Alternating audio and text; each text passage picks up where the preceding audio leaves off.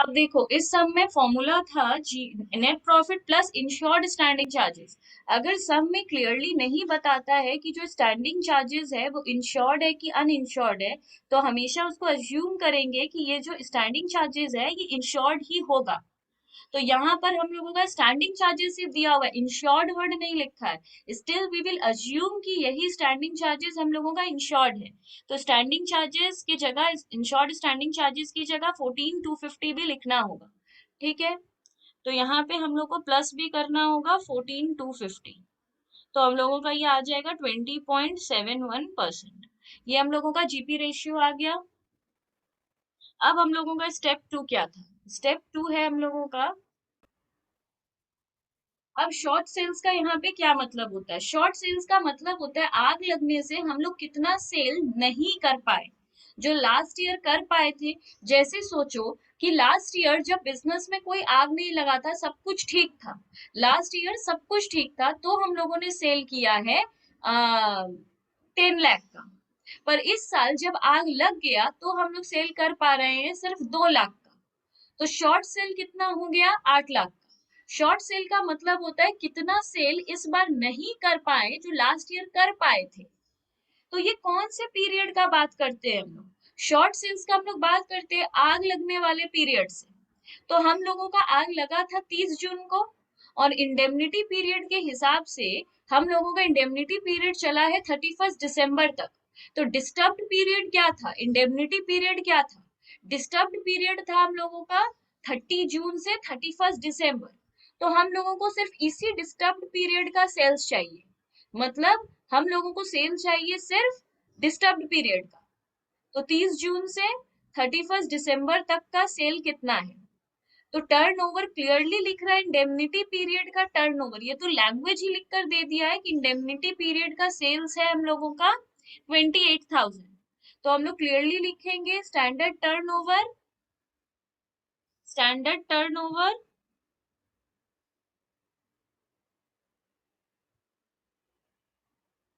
और यहाँ पर हम लोग टाइम मेंशन कर देंगे ऑफ 30 जून 2013 से 31 दिसंबर 2013 का। मतलब ये हम लोगों का इंडेमनिटी पीरियड था। इस टाइम का सेल्स है हम लोगों का 28,000। मतलब लास्ट ईयर, अच्छा नहीं, लास्ट ईयर का, इसी टाइम का लास्ट ईयर का सेल्स चाहिए हम लोग को। इस टाइम का लास्ट ईयर का सेल्स, ये वाला सेल्स लेंगे, इसी टाइम का लास्ट ईयर का सेल्स मतलब 55,000। मतलब इस बार का जो डिस्टर्ब्ड पीरियड था ठीक उसी साल क्या सेल हुआ था। तो हम लोग का डिस्टर्ब्ड पीरियड था 1713 से 31 दिसंबर 2013। पर इसी 6 महीने का लास्ट ईयर का सेल्स कितना था? इसी टाइम का लास्ट छह छह महीने का, मतलब इसी टाइम का, ये 6 महीने का ठीक लास्ट ईयर हम लोगों का सेल्स था 55,000। और नीचे जो दिया है कि 10% इंक्रीज होना चाहिए था, मतलब हर साल तो सेल इंक्रीज होना चाहिए। लास्ट ईयर अगर सेल 55,000 हुआ था, तो इस साल भी एग्जैक्टली 55,000 नहीं होगा, उससे 10% ज्यादा सेल होगा। तो हम लोग क्या करेंगे, यहाँ पर लिखेंगे लास्ट ईयर इसी पीरियड में हम लोगों का सेल हुआ था 55,000, और बढ़ जाना चाहिए था, एड इंक्रीज इन ट्रेंड, हम लोगों का 10% सेल बढ़ जाना चाहिए था ऑफ 55,000। मतलब 5500 से सेल बढ़ना चाहिए था। मतलब इस साल सेल होना चाहिए था हम लोगों का 60,500। पर हम लोगों का एक्चुअल सेल हुआ कितना? हम लोगों का इस साल एक्चुअल सेल्स ऑफ यही पीरियड का, इस साल 30 जून 2013 से 31 दिसंबर 2013 हम लोगों का सेल हुआ सिर्फ 28,000। तो कितना शॉर्ट सेल हो गया हम लोगों का? 32,500 का हम लोगों का शॉर्ट सेल्स है। मतलब इसी डिस्टर्ब्ड पीरियड में लास्ट ईयर हम लोग 55,000 का सेल कर रहे थे जब सब कुछ ठीक था, और इस साल 10% बढ़ना चाहिए था। मतलब इस साल सेल होना चाहिए था 60,500, पर इस टाइम पे 6 महीने में सेल हुआ सिर्फ 28,000। तो 32,500 का सेल हम लोगों का इस बार कम हुआ। अब थर्ड स्टेप है हम लोगों का, इतना अगर हम लोगों का सेल नहीं हुआ और इतना हम लोगों का ग्रॉस प्रॉफिट था, तो हम लोगों का कितना प्रॉफिट नहीं हुआ, मतलब GP lost due to short sales. Short sales अगर इतना सेल हम लोगों का कम हुआ तो हिसाब से इतना सेल पे हम लोगों को 20.71% प्रॉफिट चला गया। अगर इतना सेल होता तो हम लोगों का 6730 प्रॉफिट भी होता, जो हम लोगों का नहीं हुआ, क्योंकि सेल नहीं हुआ तो प्रॉफिट भी नहीं हुआ। अब फोर्थ स्टेप हम लोगों को बोल रहा है एडमिसिबल एक्सपेंस निकालने। एडमिसिबल एक्सपेंस वाला स्टेप तब होगा जब सम में एडिशनल एक्सपेंस दिया होगा। तो हम लोग चेक करेंगे इस सम में कहीं पर भी एडिशनल एक्सपेंस नहीं दिया है। अगर एडिशनल एक्सपेंस नहीं दिया है तो वो जो फोर्थ नंबर स्टेप है वो हम लोग नहीं करेंगे, तो वो वैसे ही हम लोग का स्किप हो गया। अब हम लोग फिफ्थ को ही सीधे 4 लिखेंगे। तो ग्रॉस क्लेम निकालो 4 ही देकर, ये नहीं कि फिर हम लोग इसको 5 देकर लिख दिए, 4 ही देंगे। पर फोर्थ नंबर जो एडमिसिबल एक्सपेंस वाला स्टेप है वो नहीं करेंगे। तो हम लोग यहाँ पे निकाल रहे हैं ग्रॉस क्लेम। ग्रॉस क्लेम का फॉर्मूला है GP lost due to short sales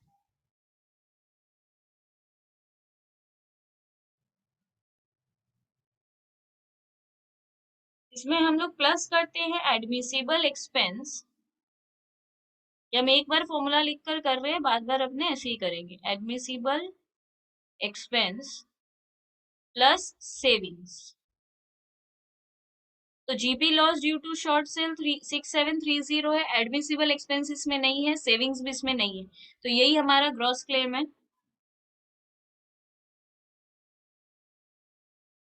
ये सेविंग्स माइनस होगा। फिर इसके बाद हम लोग निकालेंगे नेट क्लेम। नेट क्लेम का फॉर्मूला है gross claim into policy value divided by GP on adjusted annual turnover. ये हम लोगों का फॉर्मूला है।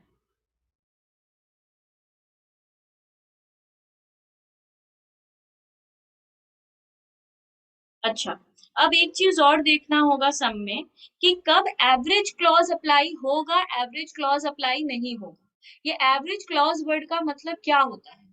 एवरेज क्लॉज का मतलब ये होता है कि बहुत सारे लोग, देखो इंश्योरेंस कंपनी क्या कहता है, इंश्योरेंस कंपनी कहता है कि अगर तुम लोग को सिंपल, तुम लोग के मोबाइल फोन से समझाते हैं, अगर तुम लोग के हाथ में जो मोबाइल फोन है वो 40,000 का है, तो तुम लोग जब उसका इंश्योरेंस लोगे तो तुम लोगों को 40,000 का ही इंश्योरेंस लेना चाहिए। मतलब अगर कंपनी बोलता है कि आप 10,000 अभी पे कर दो, अगर इस मोबाइल को कुछ भी होता है 1 साल में तो हम लोग आपको 40,000 देंगे, तो हमें 10,000 देना चाहिए कि हमारा 40,000 कवर हो जाए, क्योंकि हमारा मोबाइल 40,000 का है। अगर कंपनी, अगर हम लोग कम रुपया देंगे, सोचो हम लोग 5,000 देंगे, तो हमारा मोबाइल सिर्फ 20,000 तक कवर होगा। तो कंपनी, इंश्योरेंस कंपनी कहता है जितने का सामान है उतना कवरेज लो। पर कुछ लोग सोचते हैं कि आग तो लगेगा नहीं गोडाउन में, क्यों फालतू में इतना ज्यादा का कवरेज लें, ज्यादा प्रीमियम देना पड़ता है। सोचो मेरे गोडाउन में 10 लाख का माल रखा हुआ है, तो इंश्योरेंस कंपनी के हिसाब से मेरे को पूरा 10 लाख का इंश्योरेंस लेना चाहिए। 10 लाख का इंश्योरेंस लेने के लिए मेरे को 50,000 इंश्योरेंस प्रीमियम भरना पड़ेगा, मतलब अभी हमको इंश्योरेंस कंपनी को 50,000 देना होगा। तो अगर 1 साल में कभी भी आग लगता है तो कंपनी मेरे को 10 लाख रुपया दे देगी। पर हम सोचे कि फालतू में 10 लाख का क्यों कवर ले, जलता तो है नहीं, आग तो लगता है नहीं, तो एक काम करते हैं 50,000 नहीं देते, हम कंपनी को सिर्फ 10,000 रुपया देते हैं। तो कंपनी बोलेगी तब आपको सिर्फ 2 लाख का कवरेज मिलेगा।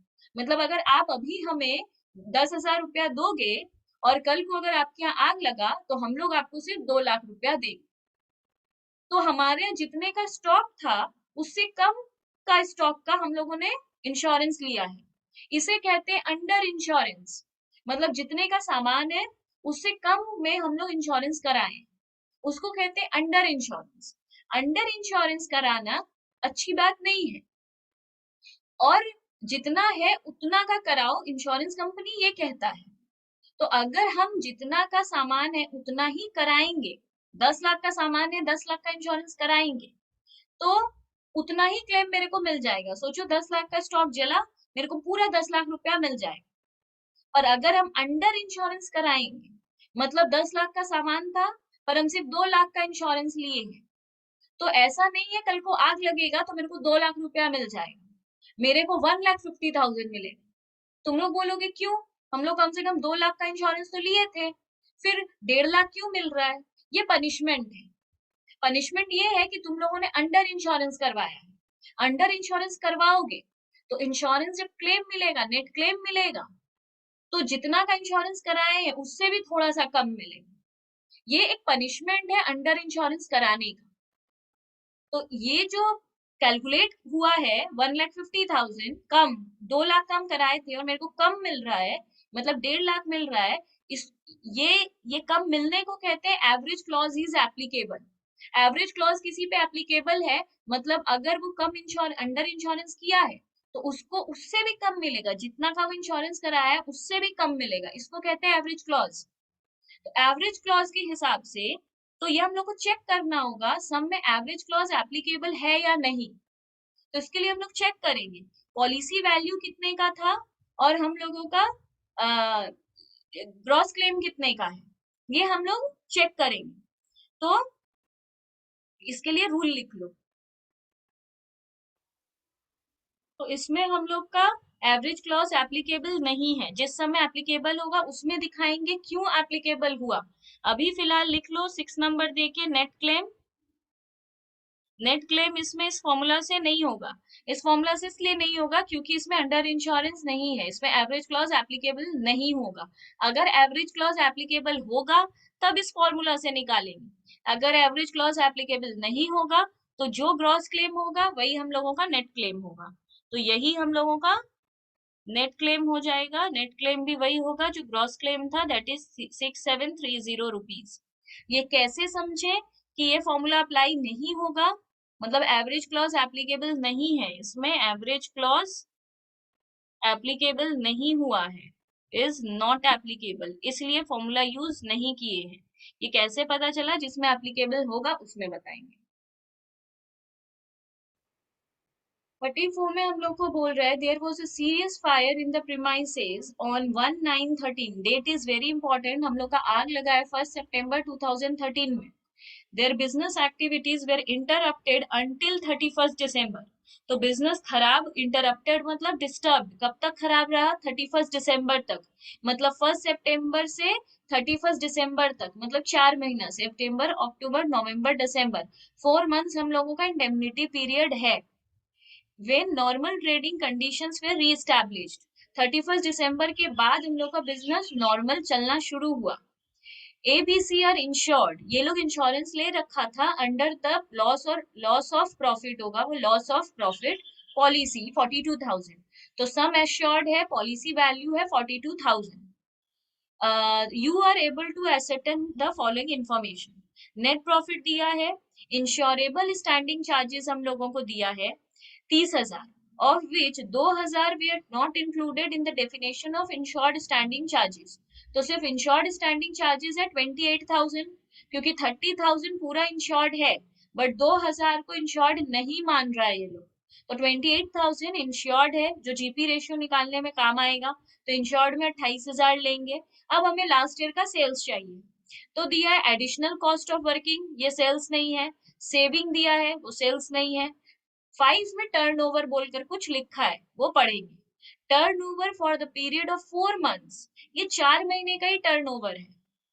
तो 2012 का 2012 का हम लोगों को 4 महीने का मतलब 1 साल को 4 मंथ में बांटा है, तो 12 महीना हो जाएगा। 4 महीना 4 महीना करके, एक 30 अप्रैल को खत्म हो रहा है, 31 दिसंबर को खत्म हो रहा है, 31 दिसंबर 31 अगस्त को खत्म हो रहा है और 31 दिसंबर को।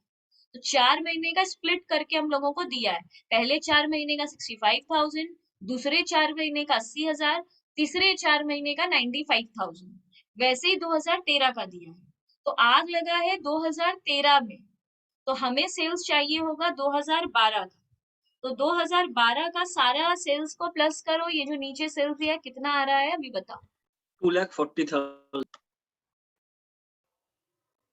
अब हम लोगों को दूसरा स्टेप में शॉर्ट सेल्स निकालना है। शॉर्ट सेल्स के लिए बोल रहा है स्टैंडर्ड टर्नओवर हमें चाहिए जो इस साल का इंडेमनिटी पीरियड है उसी का ठीक पिछले महीने का, पिछले साल का।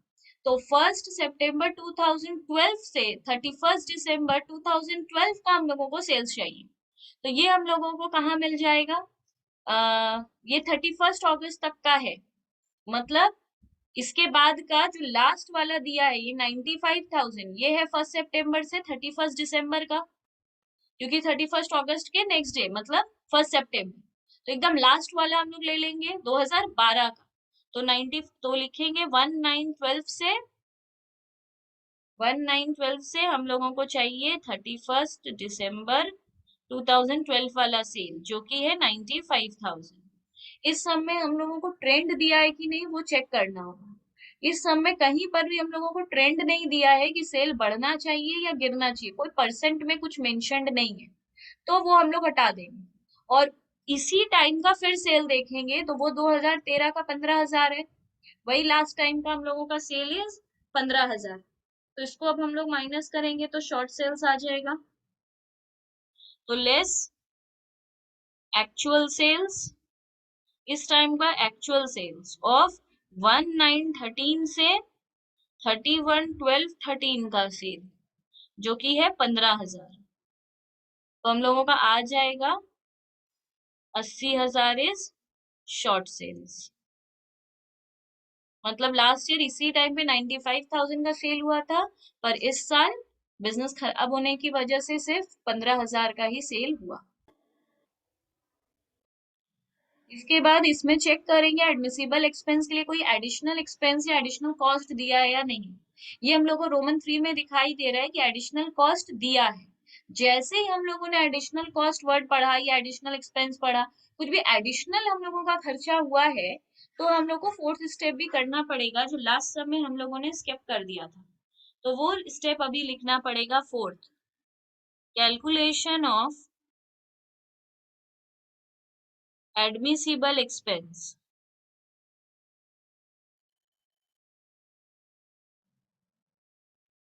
Least of the following.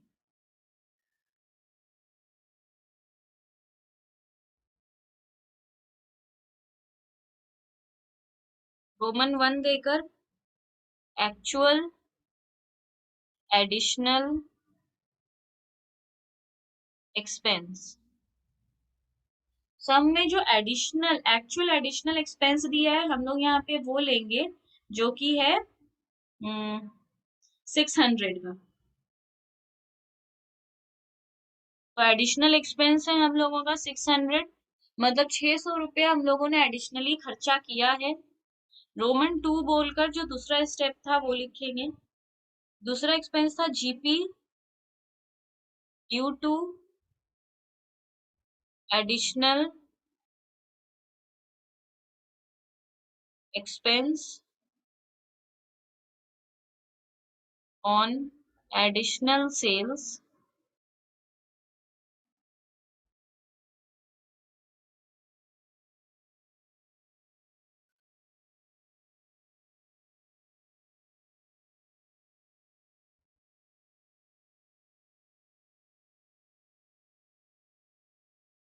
ये हम लोगों को लिखना होगा। तो GP due to additional expense on additional sales मतलब कितना प्रॉफिट आया एडिशनल सेल की वजह से। एडिशनल सेल हम लोगों का कितना था, देखो basically GP on adjusted annual turnover का मतलब होता है, एनुअल टर्नओवर हम लोगों का यहाँ पे उस पीरियड को कहते हैं जो पीरियड में पूरा आग लगा है। देखो यहाँ पे हम लोगों को दिया है कि हम लोगों का एनुअल टर्नओवर पूरा ये था 2,40,000 और 2013 का एनुअल टर्नओवर पूरा दिया हुआ था। बट हम लोगों को यहाँ पे वो वाला एनुअल टर्नओवर लेना है जो अभी तक कहीं पर भी यूज नहीं हुआ, जो बच गया है। कैसे ये समझ में आएगा, इसका कोई एग्जैक्ट डेफिनेशन नहीं है, हम समझा रहे हैं। पूरा 2013 का सेल्स कितना है पहले हम लोगों को वो निकालना होगा। तो वन पूरा लाख 65,000। 1,65,000 इसमें इंडेमनिटी पीरियड वाले सेल्स को आउट कर दो। मतलब अगर 1,60,000 पूरे साल का है तो इंडेमनिटी पीरियड का 15,000 हम लोग इससे निकाल देंगे, तो बचेगा सिर्फ 1,45,000। तो ये मैम हम 1,65,000 टोटल था और वन लैख 15,000 सिक्सटी हटाने के फाइव बाद थाउजेंड था, उससे 15,000 निकाल देंगे, तो जो 1,50,000 हम लोगों का बचेगा, हम लोग हमेशा बोलेंगे इसको याद कैसे रखते हैं। पूरे सम में हम लोग को चाहिए होता है एनुअल। अब देखो देखो यहाँ से बता रहे हैं, हम लोगों का आग लगा है, इसको लिख कर करो, हम लोगों का आग लगा है 1913 और यहाँ से एक साल अगर बैक जाए तो 1912, मतलब हम लोगों का 1912 से 1913 तक का सेल्स को यहाँ पे एनुअल कह रहा है। देखो एनुअल वर्ड का मतलब क्लियर है, 12 महीना। तो हमें डेफिनेटली यहाँ पे जो भी सेल्स लेंगे वो 12 महीने का लेंगे। तो एनुअल टर्नओवर मींस 12 मंथ्स। अब वो कौन सा 12 मंथ्स, पूरा लास्ट ईयर 2012 का, पूरा करेंट ईयर 2013 का नहीं, हम लोग लेंगे जिस दिन आग लगा है 1913 को, वहां से ठीक 12 महीना पीछे, मतलब 1912। तो 1912 से 1913 तक का यहाँ पे सेल्स लेंगे।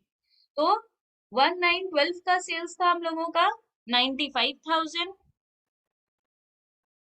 और 1913 का सेल्स छोड़कर 70,000 और 80,000 को हम लोग यहाँ पर लेंगे। जनरली इंफॉर्मेशन क्लियरली सम में गिवन होता है, इस सम में गिवन नहीं, हम लोगों को निकालना पड़ा।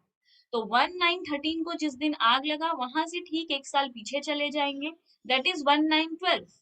1912 का ये लास्ट क्वार्टर वाला 95,000 और ये फर्स्ट टू, क्योंकि ये नहीं लेना है, 1913 तक रुक जाना है, तो 1913 का ये 2 साल का 2 टाइम का सेल्स है, तो इसको हम लोग यहाँ पर प्लस करेंगे। तो ये आ जाएगा बेसिकली 2,45,000। अब यहाँ हम लोग ये 2,45,000 लिखते हैं, बट ये एडजस्टेड वर्ड का मतलब क्या है? एडजस्टेड वर्ड का मतलब है कोई ट्रेंड अगर देता है तो वो हम लोग इसमें प्लस करते हैं, जैसे +10%। बट यहाँ पे वो ट्रेंड है नहीं, तो है नहीं तो छोड़ दे रहे हैं। 2,45,000 adjusted annual turnover plus uninsured standing charges. Total standing charges था 30,000, जिसमें से इंश्योर्ड था हमारा 28,000, तो अनइंश्योर्ड रह गया है 2,000। तो इस हिसाब से ये जितना आएगा उतना कैलकुलेट करके, अब इन सब में हम लोग देखेंगे, हम लोग ये सब निकालने के बाद लास्ट में देखेंगे सबसे छोटा वाला कौन सा है, क्योंकि टॉप में ही लिखा हुआ है least of the following. Least of the following मतलब 600, 595 या 576 में सबसे छोटा। तो हमें पता है सबसे छोटा है 576, इसलिए हम लोग इसको एडमिसिबल एक्सपेंस की तरह ट्रीट करेंगे। एग्जाम में से टिक नहीं देना है, हम अभी बताए हैं कि टिक हम लोग दे दें। अब इसके बाद नॉर्मली जो फिफ्थ स्टेप था ग्रॉस क्लेम निकालना, वो हम लोग निकालेंगे। तो फॉर्मूला ऊपर एक बार लिख चुके थे, इसलिए हम बार बार नहीं लिख रहे हैं। फॉर्मूला है GP lost due to short sales, जो कि इस सब में था 16,000। एडमिसिबल एक्सपेंस हम लोगों को प्लस करना था, जो कि है 576, और माइनस करना है सेविंग्स। हम लोगों के पास सेविंग्स एडिशनल कॉस्ट के नीचे ही वाले लाइन में मेंशन किया हुआ है सेविंग्स को भी, कि सेविंग्स इन इंश्योर्ड चार्जेस 1,500। तो सेविंग्स बोल के जो भी दिया है वो यहाँ पे हम लोग माइनस कर देंगे 1,500।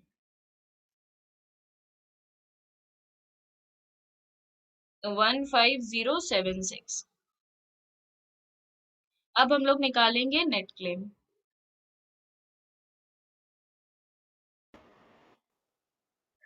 देखो एडजस्टेड एनुअल टर्नओवर का मतलब होता है जब ट्रेंड होगा तो उसमें हम लोग इसको प्लस करते हैं, मतलब 10% का अगर ट्रेंड होता तो 245 प्लस 10% करके यहाँ पर लिखते। बट यहाँ पे जीपी दिया है तो जीपी तो हर हाल में देना होगा, तो 245 कोई ट्रेंड नहीं है इसलिए 245 ही रह गया। फिर 20% इसका, इसलिए 49,000। ये भी GP on adjusted annual turnover, मतलब 2,45,000 का 20% प्लस 2,000। तो इसका भी आंसर 576 ही आएगा, दोनों ही में दोनों ही सेम है, इसलिए यहाँ पे हम लोग ये ले लिए। नेट क्लेम के हिसाब से अब हम लोगों को देखना है कि एवरेज क्लॉज एप्लीकेबल होगा या नहीं। तो इस केस में हम लोग क्या देखेंगे, हम लोगों का पॉलिसी वैल्यू सम में कितना दिया हुआ था, पॉलिसी वैल्यू हम लोगों का दिया हुआ है 42,000। 42,000 हम लोगों का यहाँ पे पॉलिसी वैल्यू है, और हम लोगों का